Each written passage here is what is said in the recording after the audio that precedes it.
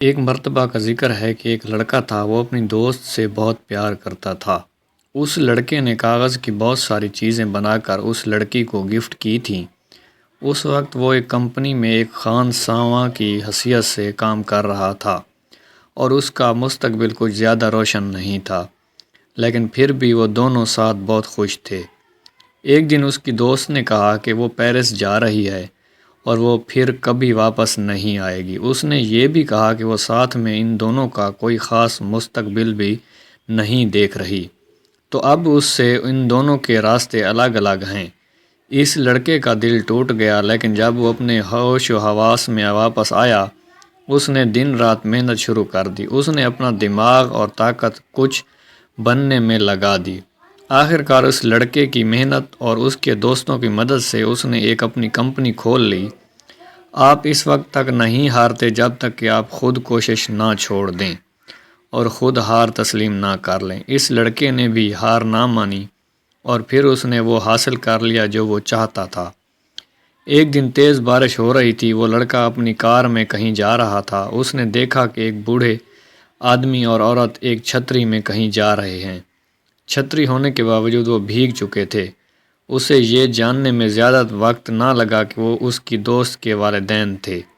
اس نے جان بوجھ کر کار کی سپیڈ ہلکی کر دی، کیونکہ وہ چاہتا تھا کہ وہ لوگ اسے اس کی اس شاندار گاڑی میں دیکھیں۔ وہ چاہتا تھا کہ انہیں پتہ چلے کہ وہ اب ایسا ویسا ہی غریب نہیں رہا ہے۔ اب اس کی اپنی کمپنی ہے، کار ہے اور سب کچھ ہے۔ لیکن پھر جو اس نے دیکھا، اس منظر نے اسے کچھ حیران کر دیا۔ وہ لوگ ایک قبرستان کی طرف جا رہے تھے۔ وہ لڑکا اپنی گاڑی سے اترا اور ان کے پیچھے چل دیا۔ اس نے دیکھا کہ ایک قبر پر اس کی دوست کا نام لکھا ہے اور اس کے والدین کے ہاتھ میں اس کی دوست کی تصویر ہے۔ اس نے دیکھا کہ اس کی بنائی ہوئی کاغذ کی چیزیں اس قبر کے برابر میں رکھی ہیں۔ اس کے والدین نے اسے دیکھ لیا تھا۔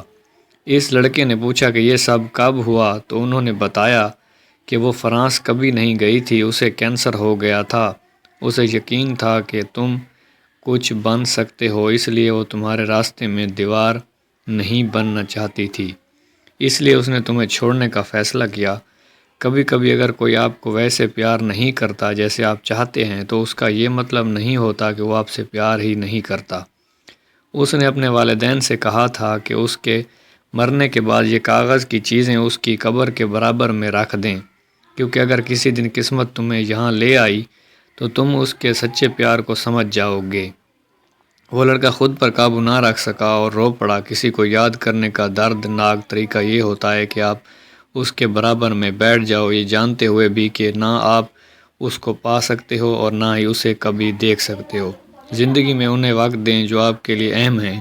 کہیں ایسا نہ ہو کہ کسی دن آپ جاگیں تو اس انسان کو ہی کھو دیں جو آپ کے لیے بہت اہم تھا۔